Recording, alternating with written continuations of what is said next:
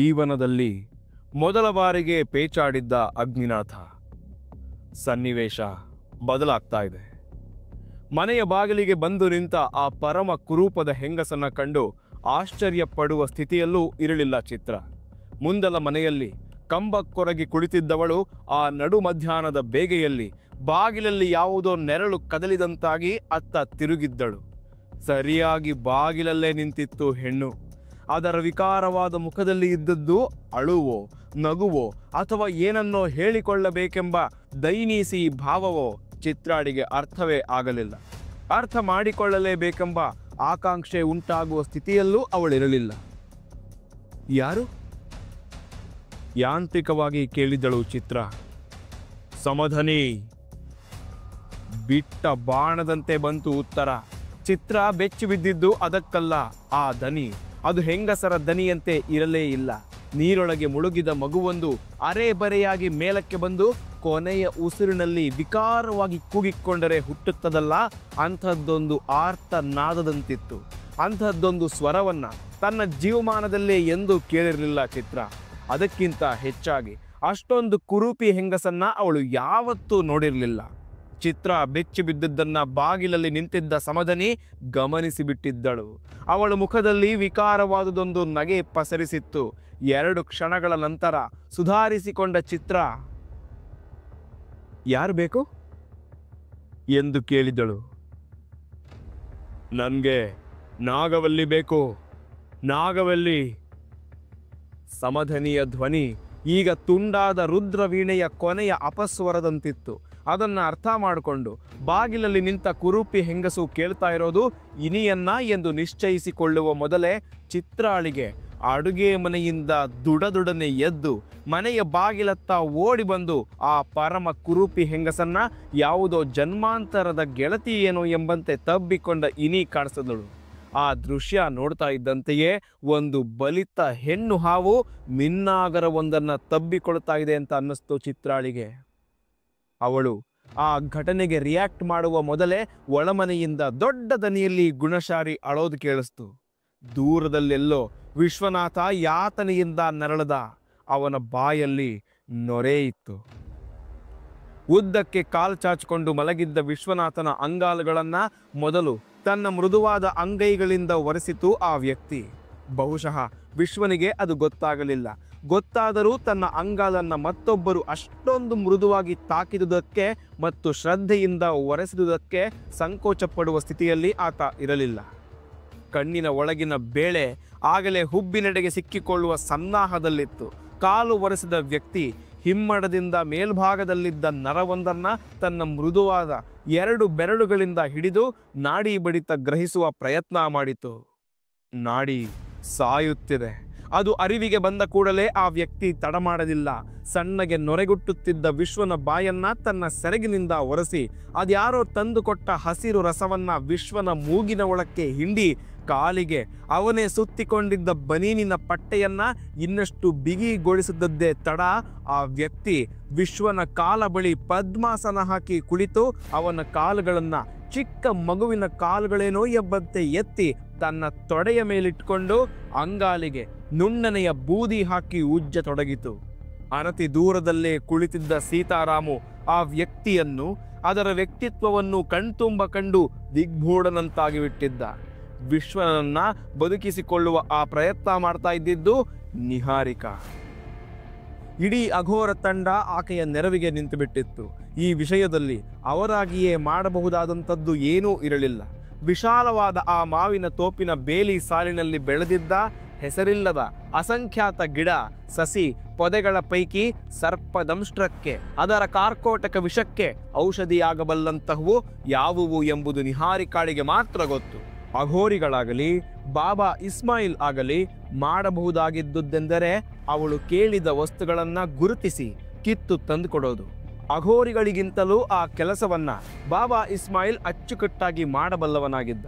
ಆದರೆ ಜೋಗೇರ ಗುಡ್ಡದ ಎದೆಯಿಂದ ವಿಶ್ವನಾಥನನ್ನ ಈ ಸೀತಾರಾಮು ಶತಪ್ರಯತ್ನ ಪಟ್ಟು ಇಳಿಸಿಕೊಂಡು ಬಂದು ಗುಡ್ಡದ ತಪ್ಪಲಲ್ಲಿ ಮಲಗಿಸಿ ಎದೆಯ ಮೂಳೆ ಕದಲಿ ಹೋಗುವಂತೆ ತಾಯಿ ಎಂದು ಕೂಗಿಕೊಂಡು ನಿಹಾರಿಕಾಳ ಗಮನ ಸೆಳೆಯುವ ಹೊತ್ತಿಗೆ ಸರಿಯಾಗಿ ನಿಹಾರಿಕಾ ಬಾಬಾ ಇಸ್ಮಾಯಿಲ್ನನ್ನ ಉಳಿದವರ್ಯಾರೂ ಊಹಿಸದಂತಹ ಅನಾಹುತಕಾರಿ ಕೆಲಸವೊಂದಕ್ಕೆ ಕಳುಹಿಸಿಯಾಗಿತ್ತು. ನೆರವಿಗೆ ದೊರಕಬಹುದಾಗಿದ್ದದ್ದು ಅವರೇ 8 ಜನ ಅಘೋರಿಗಳು. ಬಂದ ಕೆಲವೇ ದಿನಗಳಲ್ಲಿ ಅವರಿಗೆ ಮಾವಿನ ತೋಪಿನ ಬೇಲಿ ಸಾಲಿನಲ್ಲಿ ದೊರಕುವ ಮೂಲಿಕೆಗಳನ್ನೆಲ್ಲ ಪರಿಚಯಿಸಿಟ್ಟಿದ್ದಳು ನಿಹಾರಿಕಾ. ಆದರೂ ನೀಲಿಗಣ್ಣಿನ ಬಾಬಾ ಇಸ್ಮಾಯಿಲ್ ಇದ್ದಿದ್ದರೆ ಆ ಮಾತೇ ಬೇರೆ. ಹಾಗಂತ ಮನಸ್ಸಿನಲ್ಲೇ ಅಂದುಕೊಳ್ತಾ ಇದ್ಲು ನಿಹಾರಿಕಾ. ನನ್ನಿಂದ ಏನಾದರೂ ಆಗಬೇಕಿದ್ರೆ ಅಪ್ಪಣೆ ಆಗಲಿ ತಾಯಿ ಅಂದ ಸೀತಾರಾಮು. ನಿಹಾರಿಕಾ ಕಣ್ಣಲ್ಲೇ ಪ್ರತಿಕ್ರಿಯಿಸಿ ಸುಮ್ಮನಾದಳು. ಬೆಟ್ಟದ ಎದೆಯ ಮೇಲಿನಿಂದ ತಪ್ಪಲಿನ ತನಕ ವಿಶ್ವನಾಥನನ್ನ ಇಳಿಸಿಕೊಂಡು ಬರುವ ಹೊತ್ತಿಗೆ ಸೀತಾರಾಮು ಅದೆಷ್ಟು ಹೈರಾಣಾಗಿ ಹೋಗಿದ್ದಿರಬಹುದು ಎಂಬುದನ್ನ ಊಹಿಸುವುದು ನಿಹಾರಿಕಾಳಿಗೆ ಕಷ್ಟವಾಗಿರಲಿಲ್ಲ. ಅಂಗಾತ ಬಿದ್ದು ಮೇಲಿಂದ ಮೇಲೆ ವಿಕಾರವಾಗಿ ಆಕಳಿಸುತ್ತಿದ್ದ ವಿಶ್ವನಾಥನ ಎದುರಿಗೆ ಸೀತಾರಾಮು ಕಾಲೂರಿ ನಿಲ್ಲುವ ಹೊತ್ತಿಗಾಗಲೇ ಅವನು ಕನವರಿಕೆಯ ಹಂತ ತಲುಪತೊಡಗಿದ್ದ. ಚಿತ್ರಂಗೆ ಹಾಗಂತ ಹೇಳ್ಬಿಡು ಎಂದು ತೊದಲುತ್ತಿದ್ದ. ಕೆಲವು ಸರ್ಪಗಳ ವಿಷದ ಪರಿಣಾಮವೇ ಅಂಥದ್ದು. ವಿಲಕ್ಷಣವಾದ ರೀತಿಯಲ್ಲಿ ಆಕಳಿಕೆ ಶುರುವಾಗಿ ಬಿಡುತ್ತೆ. ಮೊದಲು ಸಣ್ಣಗೆ ಬೆವರೊಡೆಯುತ್ತವೆ, ಮೂಗಿನ ಹೊಳ್ಳೆಗಳು ಉಸಿರೆಳೆದುಕೊಳ್ಳುವ ಹವಣಿಕೆಯಲ್ಲಿ ಅಗಲವಾಗುತ್ತವೆ. ಆಮೇಲೆ ನಿತ್ತರಿಸಿಕೊಳ್ಳಲಾಗದಷ್ಟು ಆಕಳಿಕೆ, ದವಡೆಗಳು ನೋಯತೊಡಗುತ್ತವೆ. ಹಲ್ಲು ಒಸಡುಗಳಲ್ಲಿ ಆರಂಭವಾದ ಜೋಮು ಹಣೆಗೇರುತ್ತದೆ. ಇದೆಲ್ಲ ಮುಗಿದ ಮೇಲಿನ ಹಂತದಲ್ಲಿ ಆರಂಭವಾಗೋದೇ ಬಿಕ್ಕಳಿಕೆ. ಅದು ಯಾವ ಶತ್ರುವಿಗೂ ಬೇಡವೆನಿಸಿಬಿಡುವಂತಹ ಯಾತನೆ. ಹೊಕ್ಕಳ ಆಳದಿಂದ ಎದ್ದು ಬರುವ ಬಿಕ್ಕಳಿಕೆ ಎದೆಯ ಗೂಡನ್ನೆಲ್ಲ ಅಲ್ಲಾಡಿಸಿ ಹಾಕುತ್ತೆ. ಕೊಂಚ ಹೊತ್ತಿನಲ್ಲೇ ಹಾವಿನ ಕಡಿತಕ್ಕೊಳಗಾದ ವ್ಯಕ್ತಿ ಉಳಿದೆಲ್ಲ ನೋವುಗಳಿಗಿಂತ ಹೆಚ್ಚಾಗಿ ಎದೆಯ ಮೂಳೆಗಳ ನೋವಿಗೆ ತತ್ತರಿಸತೊಡಗುತ್ತಾನೆ. ಹೊಕ್ಕಳು ಬಿಗಿಯತೊಡಗುತ್ತದೆ. ನಿಧಾನವಾಗಿ ಹೊಟ್ಟೆ ಉಬ್ಬರ. ಹಾವಿನ ವಿಷ ತಂದಿಡುವ ಕೊನೆಯ ಭಯಾನಕ ಸ್ಥಿತಿ ಅಂತಂದ್ರೆ ಮೂತ್ರ ನಿಂತು ಹೋಗುತ್ತೆ. ಅಲ್ಲಿಗೆ ಮನುಷ್ಯ ಸಾವಿನ ದವಡೆಯ ಒಳಕ್ಕೆ ಕಾಲಿಟ್ಟನೆಂದೇ ಅರ್ಥ. ಈ ಹಂತ ತಲುಪಿದ ಮನುಷ್ಯ ಸಾಮಾನ್ಯವಾಗಿ ಬದುಕಿ ಹಿಂತಿರುಗಲಾರ. ಇಷ್ಟಕ್ಕೂ ವಿಶ್ವನಾಥ ಯಾವ ಸ್ಥಿತಿಯಲ್ಲಿದ್ದಾನೋ, ಬೆಟ್ಟದ ಬುಡಕ್ಕೆ ಒಯ್ಯುವ ಹೊತ್ತಿಗೆ ಅಸಲು ಬದುಕಿರ್ತಾನೋ ಇಲ್ವೋ, ಒಯ್ಯೋದಾದರೂ ಎಲ್ಲಿಗೆ? ವಿಶ್ವನನ್ನ ಬದುಕಿಸಿಕೊಳ್ಳುವ ಸಾಹಸ ತನ್ನ ತಾಕತ್ತು ಮೀರಿದ್ದು ಎಂಬುದು ಸೀತಾರಾಮುವಿಗೆ ಅವನನ್ನು ನೋಡಿದ ತಕ್ಷಣ ಗೊತ್ತಾಗಿ ಹೋಗಿತ್ತು.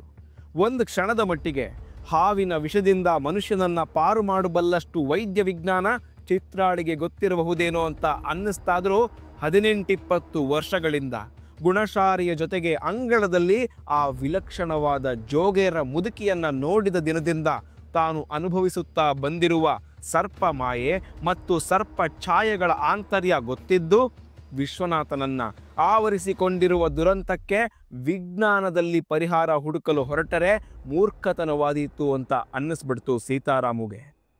ಆ ಕ್ಷಣದಲ್ಲಿ ಅವನಿಗೆ ತನ್ನ ಇಷ್ಟ ದೈವದಂತಹ ಗುರುವಾದ ವಿರೂಪಾಕ್ಷ ಸನ್ಯಾಸಿಯ ನೆನಪೂ ಆಗದೇ ಇರಲಿಲ್ಲ.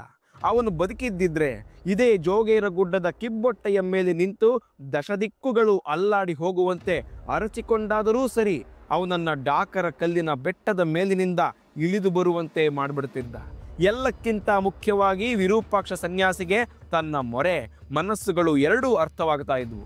ತನ್ನ ಪ್ರಾಣ ಪಣಕ್ಕಿಟ್ಟಾದರೂ ಸರಿ ಆತ ವಿಶ್ವನಾಥನನ್ನ ಬದುಕಿಸಿಕೊಳ್ತಾ ಇದ್ದ. ಇವತ್ತು ಅವನಿಲ್ಲ.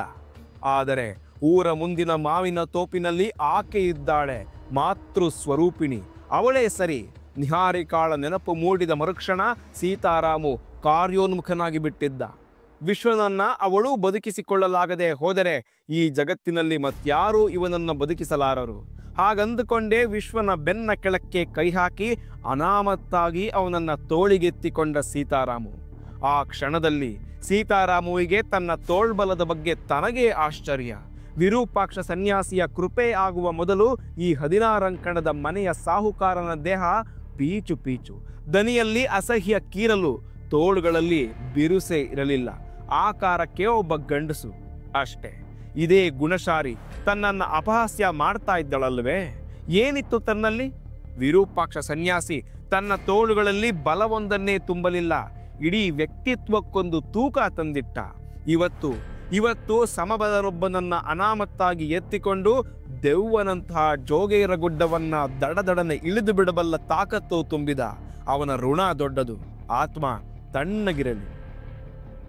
ಮೆಟ್ಟಲುಗಳಿಲ್ಲದ ಆ ದೈತ್ಯ ಬೆಟ್ಟವನ್ನ ದಡಬಡಿಸಿ ಇಳಿಯುತ್ತಿದ್ದರೆ ಹಾವು ಕಚ್ಚಿದ ಕಾಲಿನೆಡೆಗೆ ಕೈ ತೋರಿಸಿ, ಈ ಕಾಲನ್ನ ಜಾಸ್ತಿ ಅಲುಗಿಸಬೇಡ ಎಂಬಂತೆ ಸನ್ನೆ ಮಾಡದ ವಿಶ್ವನಾಥ.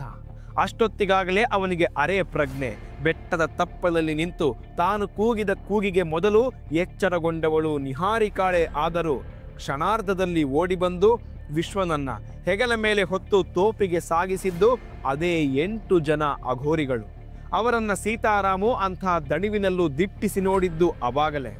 ಈ ಮುಂಚೆಯೂ ಅವರನ್ನ ನೋಡಿದ್ದ, ಆದರೆ ನಿಹಾರಿಕಾಳ ಸಮ್ಮುಖದಲ್ಲಿ ಅವಳ ತೇಜಸ್ಸಿನ ಎದುರು ಉಳಿದ ಯಾರನ್ನೂ ಗಮನಿಸುವುದು ತನ್ನಿಂದ ಆಗಲಿಲ್ಲ. ಅವಳ ನಿಲುವೆ ಅಂಥದ್ದು. ಅದು ಆಯಸ್ಕಾಂತ, ಅದು ಆಕಾಶದಿಂದ ಇಳಿದ ಸಿಡಿಲು, ಭೂಮಿಯಿಂದ ಉದ್ಭವವಾದ ಗಂಗೆ. ಆಕೆಯ ಮುಖದಲ್ಲಿರುವುದು ಆಕರ್ಷಣೆಯಲ್ಲ, ಅದೊಂದು ಓಜಸ್ಸು.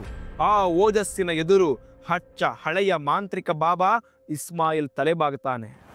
8 ಜನ ಅಘೋರಿಗಳ ತಂಡದ ಮುಖಂಡ ನೀಲೋತ್ಪಲನಾಥ ಕೈ ಮುಗಿದು ನಿಲ್ಲುತ್ತಾನೆ. ತಾನೆಷ್ಟರವನು? ಸೀತಾರಾಮು ಅಘೋರರ ಮುಖಂಡ ನೀಲೋತ್ಪಲನನ್ನೇ ಗಮನಿಸಿದ್ದ. ಬೆಟ್ಟದ ತಪ್ಪಲಿನಿಂದ ಹೊರಟಾಗ ನೀಲೋತ್ಪಲನ ಹೆಗಲ ಮೇಲೆ ವಿಶ್ವನಾಥನ ಬೆನ್ನಿತ್ತು. 8 ಜನ ಅವನನ್ನ ತಮ್ಮ ಹೆಗಲುಗಳ ಮೇಲಿರಿಸಿಕೊಂಡು ದಾಪುಗಾಲು ಹಾಕುತ್ತಾ ನಡೆಯುತ್ತಿದ್ದರು.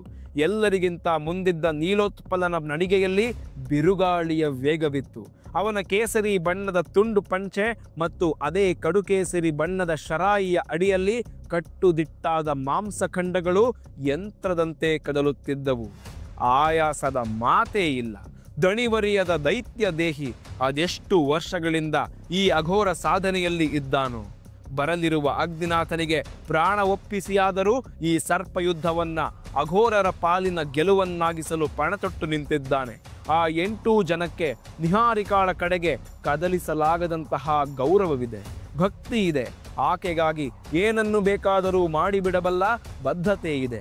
ಅವರಂತಹ ಅವರಿಗೂ ಗೊತ್ತಿಲ್ಲದ ಒಂದು ವಿಲಕ್ಷಣ ಸತ್ಯವೆಂದರೆ ಅಂತಿಮ ಯುದ್ಧ ಈಗಾಗಲೇ ಪ್ರಾರಂಭವಾಗಿ ಹೋಗಿದೆ ಮತ್ತು ಅದು ಮಾವಿನ ತೋಪಿನಿಂದ ಕೆಲವೇ ಮೈಲುಗಳ ದೂರದಲ್ಲಿ ನಡೆಯುತ್ತಿದೆ. ಇಷ್ಟೆಲ್ಲ ಅಘೋರರ ತಂಡವಿದ್ದು ಆ ಅಂತಿಮ ಯುದ್ಧದ ಮೊದಲ ಹಂತವನ್ನ ಏಕಾಂಗಿಯಾಗಿ ಎದುರಿಸುತ್ತಿರುವವನ ಹೆಸರು ಬಾಬಾ ಇಸ್ಮಾಯಿಲ್ ಮತ್ತು ಅವನ ಎದುರು ನಿಂತು ಫೂತ್ಕರಿಸುತ್ತಿರುವ ಸರ್ಪ ವಿಕಾರಿಯ ಹೆಸರು ಸಮಧನಿ. ಆಗಷ್ಟೇ ಮುಳುಗಿದ ಸೂರ್ಯ ಒಂದು ಸಣ್ಣ ಕತ್ತಲ ತೆರೆಯನ್ನ ಪ್ರಪಂಚಕ್ಕೆ ಬಿಟ್ಟು ಮೋಡಗಳ ಹಿಂದೆ ಲಗಾಟೆ ಹೊಡೆಯುತ್ತಿದ್ದ ಆ 3 ಸಂಜೆಯ ಘಳಿಗೆಯಲ್ಲಿ ಕ್ಷೀರಹುಣಸಿಯಿಂದ ಸುಮಾರು 2.5 ಮೈಲಿಗಳ ದೂರದ ಒಂದು ನಿರ್ಜನ ಬಯಲಲ್ಲಿ ಅವರಿಬ್ಬರೂ ಮುಖಾಮುಖಿಯಾಗಿ ನಿಂತಿದ್ದದ್ದನ್ನ ಮನುಷ್ಯ ಮಾತ್ರರಾದವರು ಯಾರಾದರೂ ನೋಡಿದ್ದಿದ್ರೆ ಅವರ ಎದೆ ಒಡೆಯುತ್ತಿತ್ತು. ಹಾಗಿದ್ದಳು ಸಮಧನಿ. ನಾಲಗೆ ಎಂಬುದು ಆಗೊಮ್ಮೆ ಈಗೊಮ್ಮೆ ಅವಳ ತುಟಿಗಳ ನಡುವಿನಿಂದ ಸರಕ್ಕನೆ ಹೊರಬಿದ್ದು ಗಾಳಿಯಲ್ಲಿ ತಾರಾಡಿ ತಕ್ಷಣ ಬಾಯೊಳಕ್ಕೆ ಸೇರಿಕೊಳ್ತಾ ಇತ್ತು.